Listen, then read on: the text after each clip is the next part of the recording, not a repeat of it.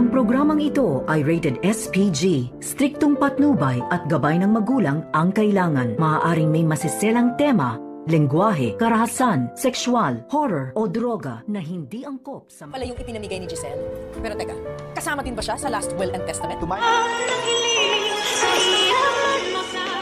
Pilit nga na pinapasama ni Moira ang kanyang anak na si Zoe upang magtungo dito nga sa abogado na inihanda nga noon ni Don Pepe upang malaman nila ang tungkol sa kayamanan kung sino nga ang pamamanahan nito. At ang sagot naman dito ni Zoe sa kanyang ina na hindi daw mahalaga sa kanya ang kayamanan ng kanyang lolo Pepe at hindi pa nga daw handa itong si Zoe na harapin muli itong si Giselle at RJ at itong si Annalyn dahil mas nanaig pa rin kay Zoe ang konsensya sa kanyang ginawa sa kanyang lolo Pepe at lalo na ngayon na makakaharap na rin nila itong anak ni Giselle na ipinamigay noon. At dito na nga nagkasalpukan itong si Justin at itong si Moira. Agad na tinarayan ni Moira itong si Justin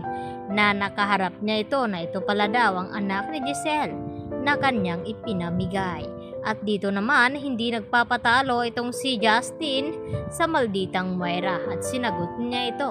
na wala siyang pakialam sa mga sasabihin dito ni Moira. At dagdag pa ni Moira na kasama ba daw itong anak ni Giselle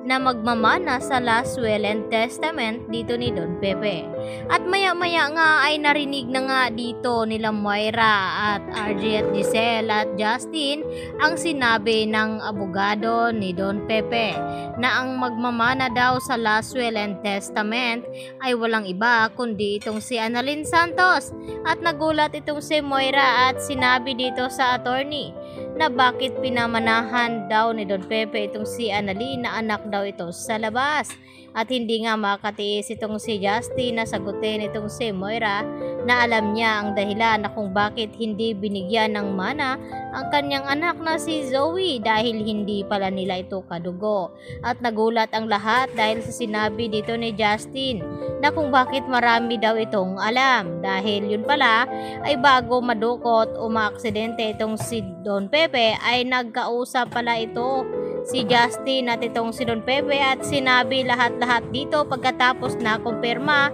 itong DNA results dito ni Zoe at Annalyn na hindi pala positive itong si Zoe bilang tanyag. At dahil dito hindi nakabilang itong si Zoe sa last will and testament dito ni Don Pepe at lalong mas nagulat itong si Moira na walang makukuha kahit isang kusing itong kanyang anak na si Zoe dahil ang ipinamana ni Don Pepe dito naman kay Justin ay walang iba kundi itong Apex Hospital, kaya naman ay siya ang hihirangin na magiging co-owner ng Apex at ipakilala na nga ito ni Giselle at RJ sa buong ospital itong si Justin.